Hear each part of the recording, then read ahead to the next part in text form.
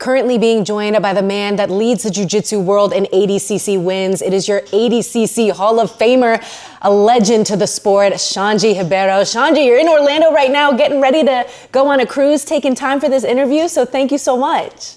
Yeah, of course. I couldn't deny this. It's been such a pleasure to watch your work and everything you guys be doing to push the jiu-jitsu scene. And yeah, tomorrow I'm gonna go to the Grapples Escape. It's a jiu-jitsu cruise that we do for 10 years. They are already downstairs in the pool, in the tiki bars, and I'm here talk to you guys, and it's a pleasure. Oh my gosh. Well, tell me what your general thoughts are on the whole jiu-jitsu scene right now. There's UFC BJJ going on, a CJI 2 coming up in August, and there's a lot of, a little bit of a rivalry starting to brew. So what is your general thoughts on this whole situation? Well, Alex, when I started jiu-jitsu, we had nothing. We had one state championship a year. The mats were made of, canvas and a little material. There was no girls in the sport. There was nothing for us to look forward to. I usually say that when I moved to America or I decide like, well, this is gonna be something, it's almost like you land in Brazil in your ships, and then you just see a land and a bunch of trees, and you think to yourself, I'm just gonna cut those trees, right, go down a path and let's see what happens, right? So that's where the environment that I was growing up with, the uncertainty of, is there even an industry in jiu-jitsu? So I think like now is like it's almost like there's too much, but I think it's amazing. I think competition is a very healthy thing to do. I think there's different formats, there's different proposals, there's different, I think there's a space for everyone, and like I said, opening, the flow grapplings, the fight passes and the YouTubes, and just see the amount of jiu-jitsu quality that's out there. And of course, even the industry of like, content creators such as yourself, and many other peoples. I think it's something that back in the day we just watched on NBA and football. And I think it's outstanding that we get to live in a time that our industry is allowing people to get jobs and to strive for something to grow in life and build a career, or build just a normal life for themselves. I think it's amazing, and I appreciate watching it. Yeah, it's definitely amazing to know what a little bit of competition can do. When we had the whole ADCC versus CJI showdown, that grew the sport to exponential levels. And you and Craig, you guys have something in common. Could you guess what it is? Not sure.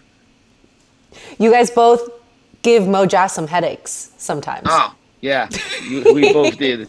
Definitely. What in your ways? How did you give him headaches?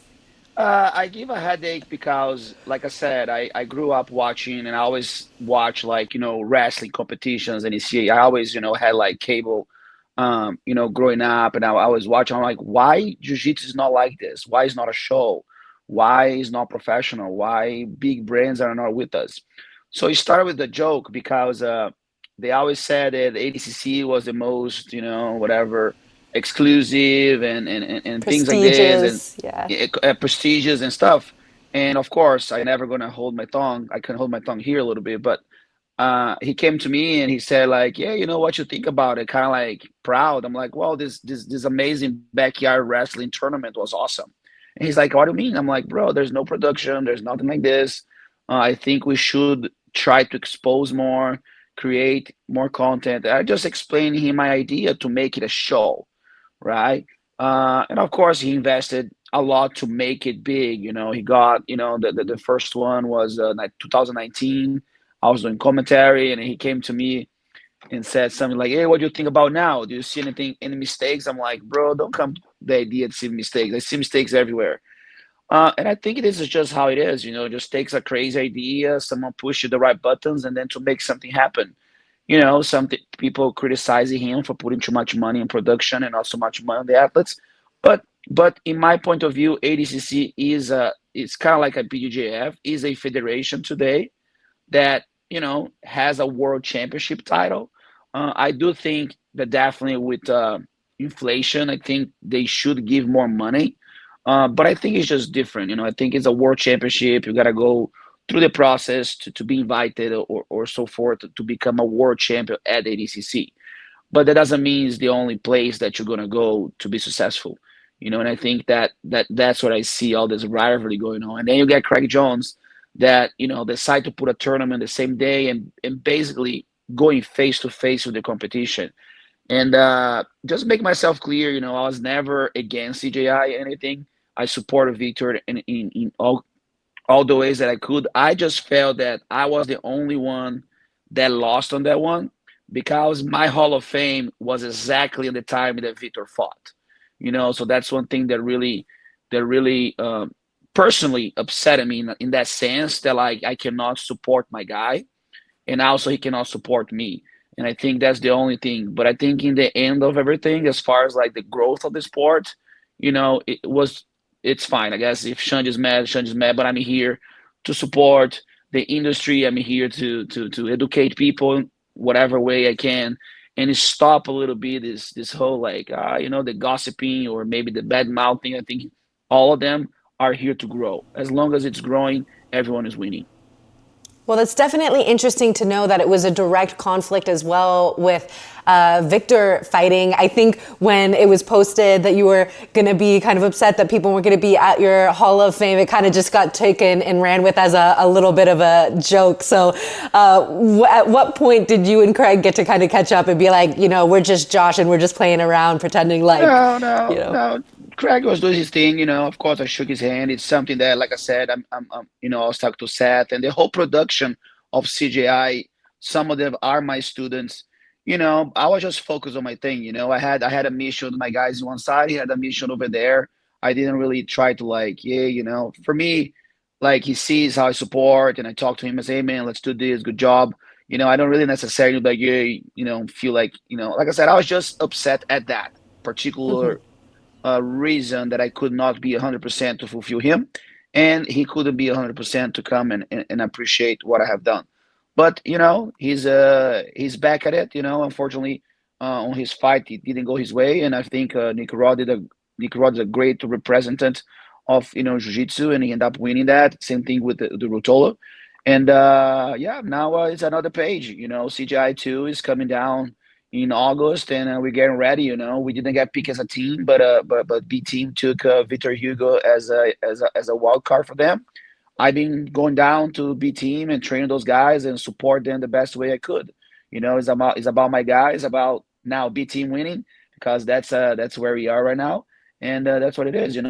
So when it came to the inaugural CJI and Victor kind of being a trailblazer in terms of going to CJI and really taking a stand, were you a big part of that discussion and figuring out which move was the correct one for him?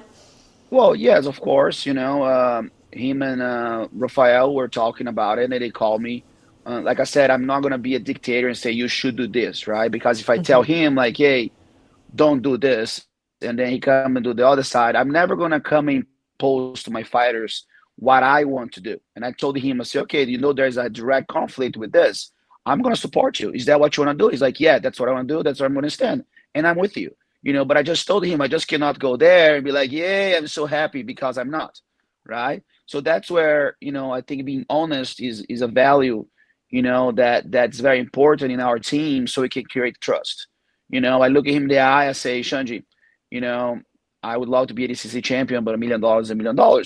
Great, let's fucking do it. There's no nothing. There was no moment. I ponder about an option, another, and then of course Rafael, was also in the roster to CJI, and he made a decision like, no, I have built this whole career with the ADCC. I'm gonna end this right now, and then he decided also because probably he would be in Victor Hugo's side and things like this. So we ended up playing very well. Lovato went there, silver medalist, under his ADCC run. We got Philippe, with the bronze medal, and then of course Victor didn't end up going all the way, but we saw that was just a detail. It happens. Sometimes someone just do something incredible that day, and end up taking the big dog. And then when he fought, Nick Rod after that, I say, okay, see where you at. It's just a bump on the road, you know.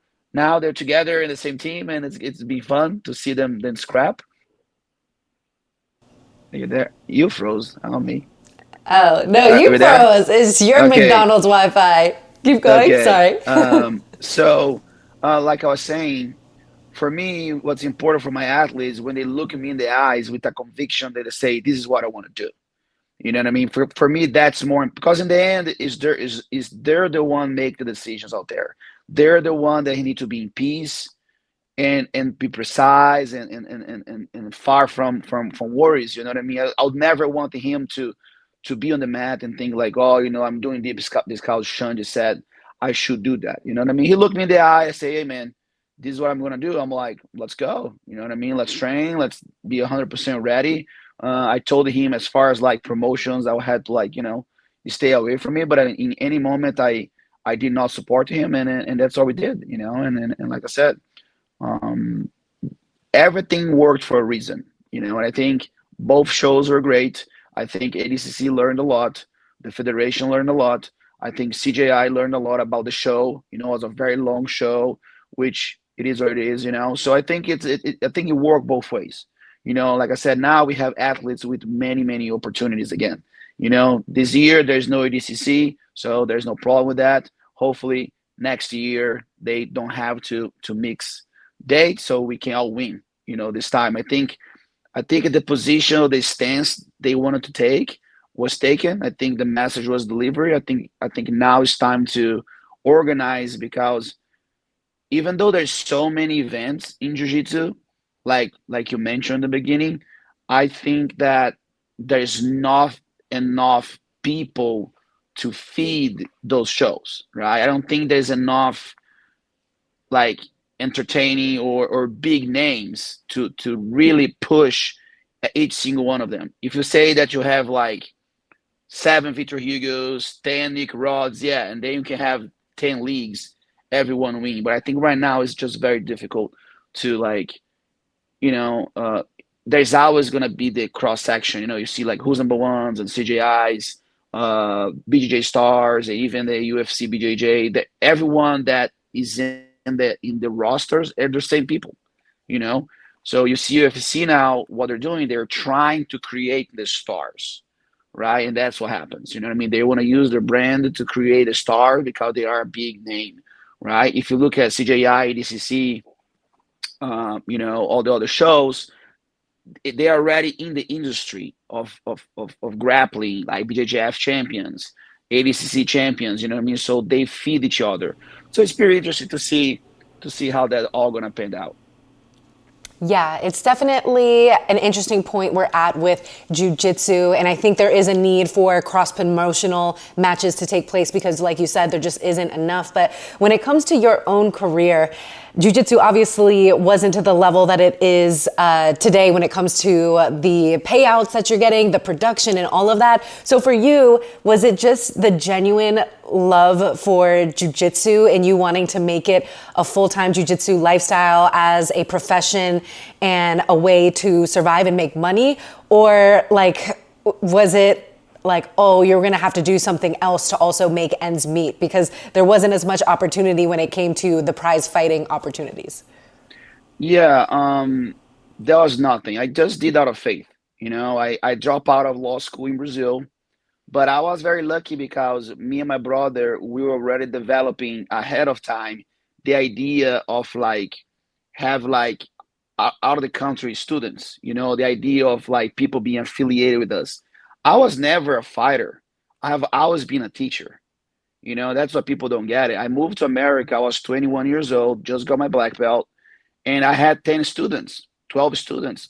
I won every single thing up to 2006, just training with my white belt and blue belt students. There was nothing.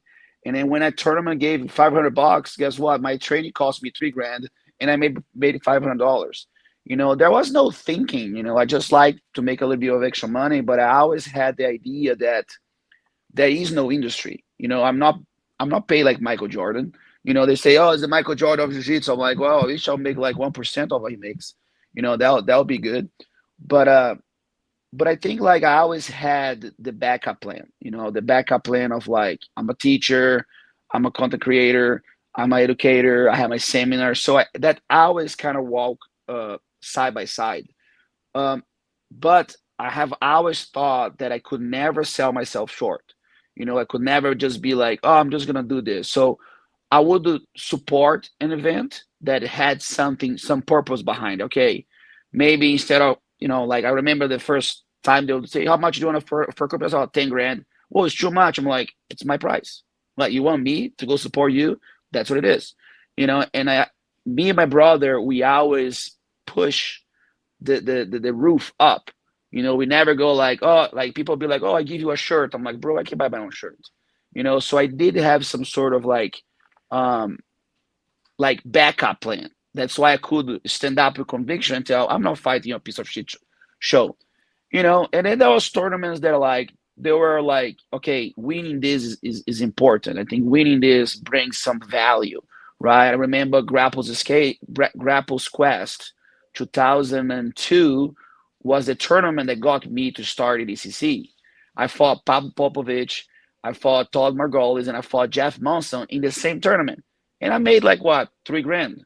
You know what I mean? And then boom, that was a great tournament to be in. Uh, when I got my black belt, I fought the first Arnold Classic, the Arnold Schwarzenegger Classic in Columbus. They had a show, they put grappling in it. I fought. That was like $5,000 the prize. But for me, it was never about the prize. It was about, where are we going with this? What's the next step? Who am I setting up for success with my presence on your mats? That has always been my mindset. You know what I mean? Like, what am I bringing to the game? What this is gonna make to the kid that maybe starting the show right now and has something to look up for. Because if I came like, Ribeiro Brothers, I was already like Pan American champion. I already did my first DCC. If they get the creme de la creme for $1,000, imagine that kid. That'll never happen. So that's why you see like guys like Roger and myself denying fights, because we're going to stand up for something. And I think that's where helped build what it is today. We just have to, like I said, some shows they have standards how they do it, and again, it becomes a choice. If you want to go sign something that's exclusive, that is this parameter, great. Like, one thing that I never do, fight for bonus, for example. Oh, I'll give you 5,000 if you win. I say, bro, it's 10 grand. If you want me to step there, win or lose, I'm gonna bring on the show. And that's always be my motto on those things. You know what I mean? So people get like, oh, because I'm gonna force you. I say, bro, if you need to pay me more for me to do what I was supposed to do, which is hunt submissions and rip this guy's head off, you're not talking to the right person. So if you have people that the idea of them to fight best is to give them more money, I think they're there for the wrong reasons. And I always fought Jiu-Jitsu to win, and I always fought Jiu-Jitsu to give it a show. If I had the chance, I'm going to submit you, and that's how it's always going to be my mindset. It doesn't matter if they're going to pay me more or less. I just think my presence in those events will always bring something beneficial for the industry. And that's always been my mindset. But I always have my students to rely on. I go back home, teach jiu-jitsu, you know, made my livelihood teaching jiu-jitsu. I probably have spent more money training than I ever made in professional grappling. So here we are. And you brought up Hajer. I know you guys were battling it out for that bronze medal for the ADCC World Championships, and there could be potential of, super fights down the long run. And you were mentioning how you guys actually turned down a lot of opportunities just for the next generation so that they could have something to stand for as well. But would you say if Hajer Gracie had a fight at CJI 2, do you think he could have a super fight, and who do you think it should be against? Wow. I don't know. Like Roger, like I said, same thing I think with me. He moved to London very early, right? So he's in a position in his life that he doesn't really train much people. He's not really I don't think he's much invested like I am with like Victor, and I'm in the industry, like Galvão is coaching and things like this. I think I cannot answer for him, but I think for him it would be very difficult to find a good person to go against him right now. He haven't fought in a while. Like I said, like he travels a lot. He does a lot of camps. Well, I think it would do to take a lot of zeros to get Roger from his position to go fight someone. I don't know. He's probably like 100 kilos now. I don't know. There's a couple guys that he could go even against some B team guys, new wave guys. I don't know, team plan guys. I don't know. I like right now. I can't really think about someone that could go against him. But I still would think that if the man gets you somewhere, he will finish you. That's always going to be my expectation of Roger. You know, if he gets good side control, if he gets in your back, he will finish you. You know, has always that's the trust that I have on his jiu-jitsu. But there's a lot of upcomers that he could go against. But I'm not sure if there's a no like maybe him and Cyborg could be a good match. That definitely could be pretty interesting. When it comes to super fights and yourself, we know that you retired from the ADCCs and World Championships, but not retired from the super fight. So you've been keeping your schedule very busy. What do you think is on the future for you? Like, is there anyone in particular that you think would be a fun matchup? There's a few, you know, unfortunately last weekend didn't go my way. There's always those days. My brother called me and say, man, what happened? Look like those days you didn't want to get out of the bed. I'm like, well, some days are just some days, you know. My goal was definitely to go fight Pedro. You know, he's the champion of the division now. There's the whole Mika thing. I don't really think I'm in a position to be say, oh, I want to fight those person. There's a lot of fun fights, you know, that I think will be cool. Definitely one that's interesting could be is me and Craig giving back that little third place match. You know, he even mentioned like I compete against him at ADCC. You know, I have to trick him into that bronze medal. Definitely, that's cool because we're about the same weight. I think that'll be interesting to do. And guys that I never fought. You know, I'm not calling anybody out. I think it'll be fun. Like maybe Lucas Barboza. I never fought him either, Gi or no Gi. Penn is a little too big now. I fought Penn a lot. I think he's might be a little too big for me right now as far as weight. I don't know. There's so many 205ers. I don't know if you're 205, I'm there. You know, I can still hang 10, 15 minutes. But my retirement, the idea is because, like for example, I can have a badass match like at Worlds, for example, the first match. Now as a 44-year-old guy, that of course IBJJF, you can't use anything to help you, you know. So then I have to the second fight, and then by the time the next day comes out, my body will be broken. You know, so that's why like when I made my retirement, I told people like we don't retire, we become masters. Right. So if I go to a masters division, yeah, I can do a couple of 5 minute matches. Like if I have 4 fights in one day, masters will be 2 adult matches. You know, I think I can handle that. You know, but now 4, 5, 10 minute matches, maybe like a struggle, it's just too much for me. And also, it's not what really pushing me to do something. You know, the purpose. What purpose am I going to have to lose 2 months of my life to win another world championship? It's not there for me. You know, but like a good super fight, a challenge, like a show. You know, like who's number one, the great show. You know, if CJI wants to be there doing a super fight, that would be amazing. Walking in, be ready just for the fight, entertain, you know, produce content for it. I think it's amazing. You know, ADXC also, the one from Abu Dhabi. You know, I think any of those shows, I think it's important. It would be cool to be part of it. You know what I mean? Because then we'll bring more eyes, maybe people that wouldn't be watching now they can watch and bring more attention. And like I said, if there's a purpose on it, I would do it. But I don't think just stepping on the mat and do a tournament, like an adult tournament, is something that really makes me excited to do. And when it comes to the different formats that we're seeing in jiu-jitsu, do you feel like there's one in particular that is most exciting? I know CJI 2 is going to be kind of like a quintet CJI hybrid rule set, but what do you as a fan feel like is the most entertaining format for jiu-jitsu? Um, well, that's the $1 million question, right? Who came first, the egg or the chicken, right? I don't think there is a perfect format, you know, because it's by human nature try to win the easiest way possible, right? Like I'm gonna use the rules, right? So you can say you adapt better for a match, right? Let's say 15 minutes submission only, I think is good for me, you know, because I can pace the fight. You know, it's a longer match. There's no breaks. If the guy attacks like crazy, gets tired, now I have time to recover. Like if you look at a 5 minute match for me, that'll be a little more challenging because I'll probably have to change my way of fighting a lot. I'll have to be more aggressive. It has to be, attacking to the get go.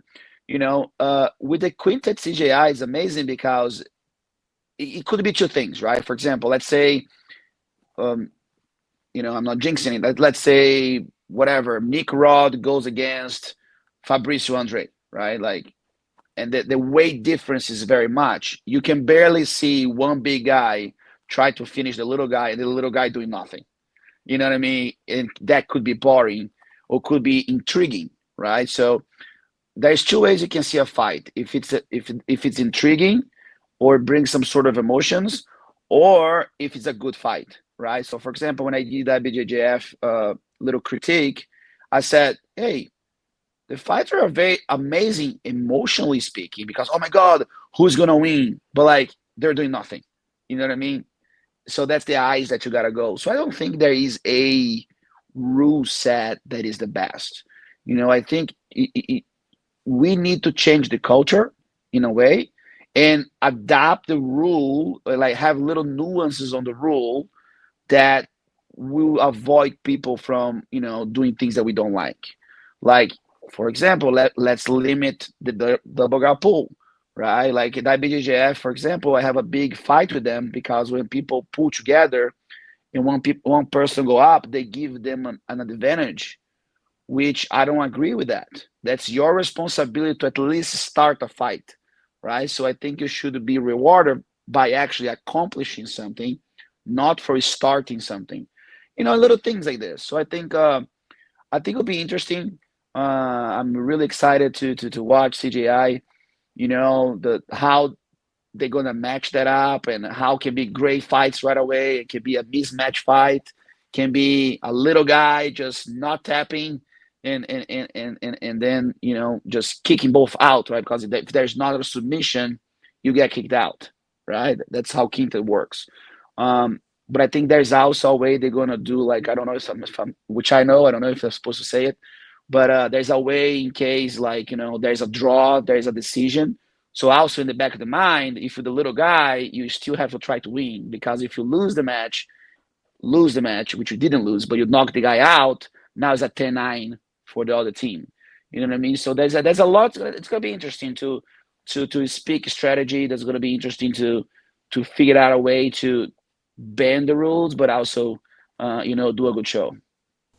I think it's interesting when we think back. I saw one of your interviews. Makako got heavily booed after he leg locked someone. And now we're in an era where, especially for the quintet format, the leg lockers seem to have a huge advantage because it's just those quick submissions that will really push the pace and then also get the wins that they need. So are you happy that jiu-jitsu has kind of evolved into really utilizing the leg locks and kind of not having as much shame towards them as they have been in the past? Well, like as a top pressure, half guard, chest to chest, mount person, no, I do not like it. But especially for no gi is very difficult because if the person is not actually putting energy towards you, it's difficult for you to find leverage in the upper body.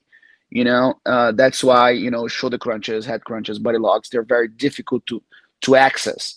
The leg is a bit easier because you can kind of like scoop under and create the entanglement. um, I never was against footlocks. I was just not a person that looked for footlocks. I really didn't like when people booed. I thought was weird when people boo like, hey, it's just a technique, you know.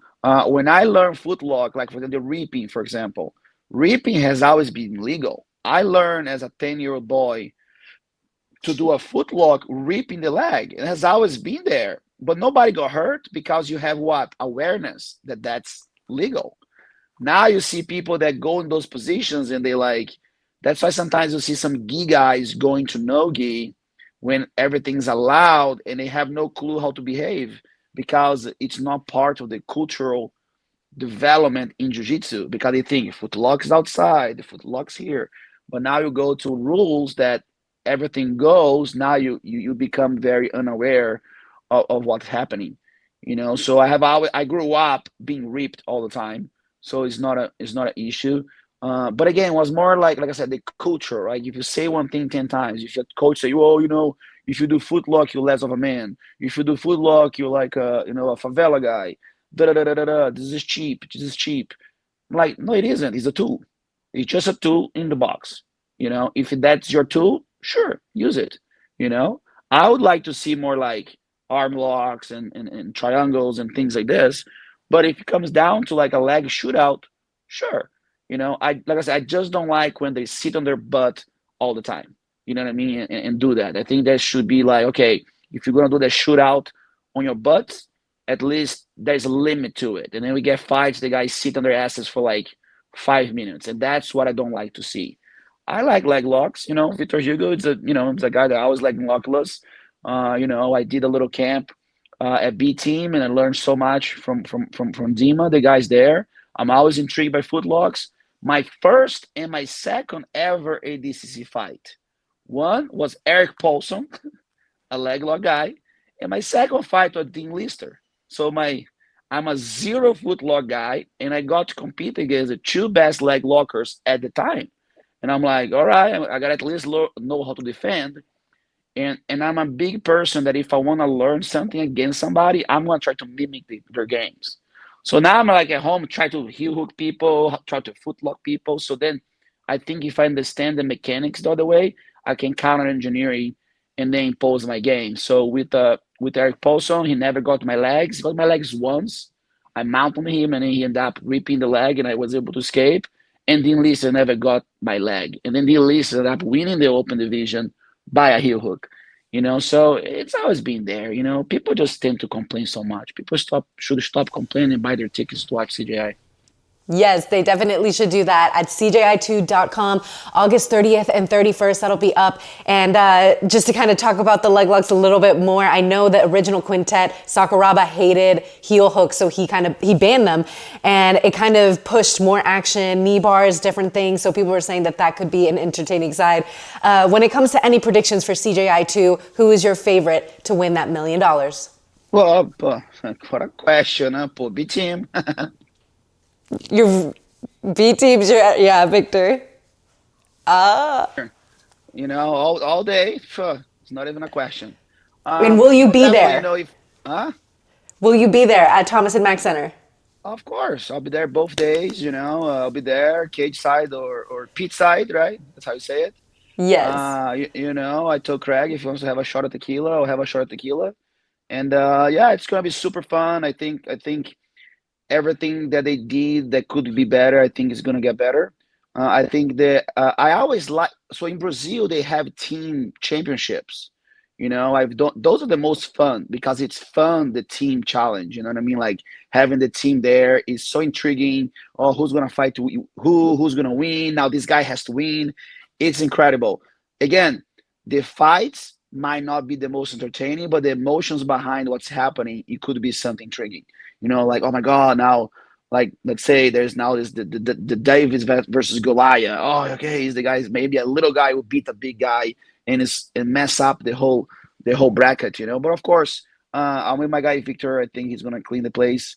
He's stronger. Of course, he fought who's number one, and up, we fixed already a couple of things about that training, and he's 100% focused. And yeah, just put him out there, he'll beat everybody, and maybe he gets a little more of a cut on that $1 million, and we go to a better place to have food. I just told him, just by mistake. Yes, that's going to be a great way to celebrate. And we'll be here before you know it. I know you're a busy guy, got a lot of different things coming up. So let the audience know what seminars you have planned in the lead up. I think all the way up till November you're scheduled out.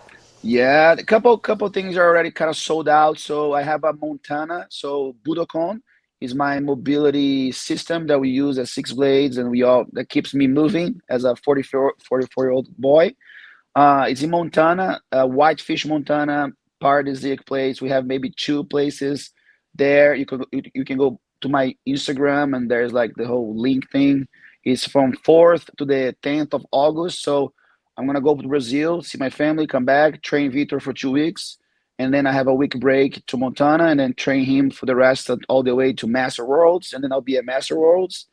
Of course, we're gonna have a flow pressure finish booth from Six Blades. I'm gonna do a seminar at the International Masters I'm going to do a seminar also in Vegas on the weekend before. And then after that, I'm going to go to Croatia, Sun and Rose Jiu-Jitsu camp in Croatia. There's still a bunch of more for the European crowd. And then a month after, the Paradisiac Turks and Caicos with Destination Jiu-Jitsu. We are already about 90% sold out. It's an adults only club med. The food is amazing. The beach is amazing. So if you love Jiu-Jitsu, you can bring a significant other. You can come solo. It's for everybody. And then a lot of people are asking me about, Costa Rica. So I'm back at Hero Jiu-Jitsu. Hero BJJ is in Tamarindo. Is a project that we go there, and basically a bunch of the money from the registration goes for the kids that train over at the place. So because the Tamarindo community, they're kind of like some poor kids, and there's a lot of like domestic violence. So they keep the kids in jiu-jitsu. So we do that support that program, and then maybe there's BJJ Stars in the end of November. That's something that's already on the horizon. Old school versus modern school. I'm gonna compete against the silver medalist at IBJJF, Leo Ferreira. There's other stuff on the oven. We can say right now that around that area. And one thing that actually I'm really interested, and I hope the whole CJI community will go into that. I'm working to go to Ethiopia to visit the Guardian Gym there, the original Guardian Gym. And my goal is to find a very good coffee farm. And we're going to bring the beans to America, roaster, and do a collaboration, and then all the funds from the coffee is going to go for the schools. So this is something that I'm working with a couple of the guys from Guardian. Maybe January. There's a couple shows coming that area. So I'm going to go to Ethiopia, teach the kids. And then, like I said, that's the fun project that we can all get behind. So if you like coffee, buy our coffee, and let's help more kids to do jiu-jitsu. Yes, I definitely love coffee. I definitely love everything that Guardian is doing. I'm going to make a trip over to Peru at some point. They're building out a beautiful school. So there's so much good energy being put into everything CJI too. We're so happy that you're going to be part of it. And thank you so much for the time, Xande.